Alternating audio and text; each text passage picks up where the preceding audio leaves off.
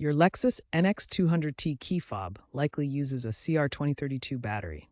When the fob stops working reliably, typically after 3 to 5 years, replacing the battery is the first step. You can do this yourself, saving time and money. First, locate the small notch or seam on the back of the fob. Gently pry it open using a flathead screwdriver or a plastic pry tool to avoid scratches. Remove the old battery, noting which side is facing up, usually the positive side. Install the new CR2032 battery with the correct polarity. Snap the case back together. Test the fob by pressing the buttons to confirm it's working. Dispose of the old battery at a recycling center.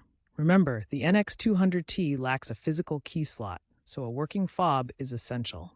If you encounter corrosion, carefully clean the battery contacts before installing the new battery.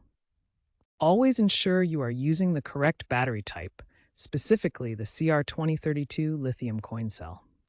While newer cars are moving toward rechargeable key fobs and smartphone integration as digital keys, the NX200t relies on this replaceable battery system. While there haven't been recalls related to the NX200t key fob specifically, keeping up with trends ensures proper maintenance. Proactively changing your key fob battery every 3 to 4 years is good practice. DIY replacement will save you money compared to taking it to a dealer.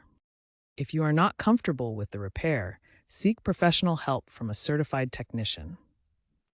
Make sure to always buy OEM batteries when possible to ensure proper fit and function. You can find online video tutorials to guide you through the process safely and accurately.